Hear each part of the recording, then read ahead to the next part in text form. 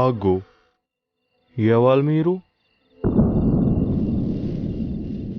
గింత నాడదాం రాత్రి ఏ ముట్టుకొచ్చిర్రు? గురుగారు బ్యూటిఫుల్ కరగై చిల్. ఏ రాజేష్ ఎలా ఉన్నావురా? బాగున్నాను రా. ఒకసారి మా అమ్మాయిని నీకు చూపిద్దామని. ఎలా ఉన్నావమ్మా? నమస్తే అంకుల్, బాగున్నాను. ఓకే, నువ్వు పైకి వెళ్ళి రెస్ట్ తీసుకోమ్మా. Okay uncle. మచ్చా, అమ్మాయికి రూమ్ చూపించు. ఓకే గురుగారు. రండి మేడం, రండి. ఇంకేంట్రా విశేషాలు? ఏం లేదురా, నా బాధ అంతా నందిని గురించే. అవు కానీ మీది ఏ ఊరు? దా ఇట్లా నాడు. అవు నీ పేరేంది? అగు మాట్లాడిస్తే మాట్లాడది చింతాపండు మోకంది. ఇగో నీ రూము పై నాకన్నీ తెలుసు. గట్లా గుస్సు అవుతుంది. గీదానికి నేను బూలు పడతానా?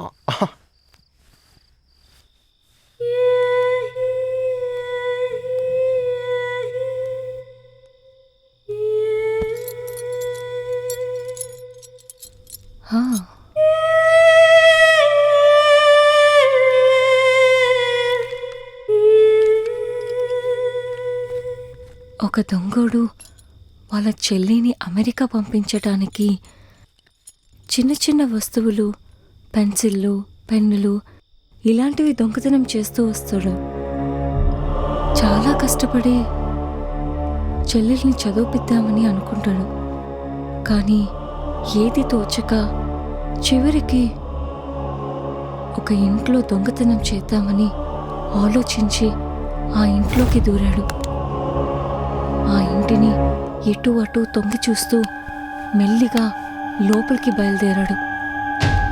ఇల్లు పెద్దగుంది, గట్టిగానే ఉంటాయి. ఎవరైనా ఉన్నారా లేరా అని అటు ఇటు చూసుకుంటున్నాడు.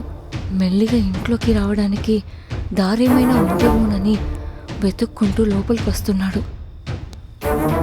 పిల్లిలాగా నక్కి నక్కి ముందుకు నడుస్తున్నాడు. అటు ఇటు చూస్తూ మెల్లిగా ఇంట్లోకి రావడానికి ప్రయత్నిస్తున్నాడు.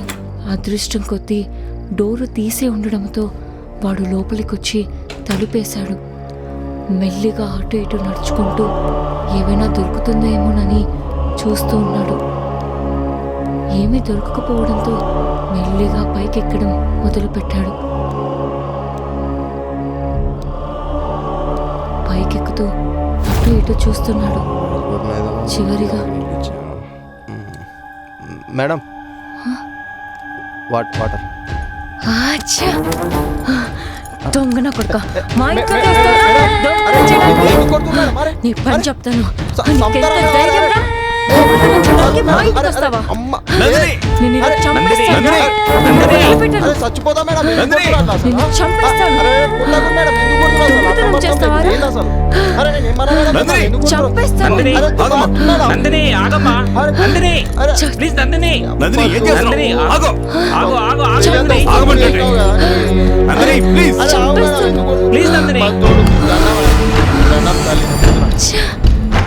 నందిని ఆగు, ఆగమని చెప్పానా? ఆగు.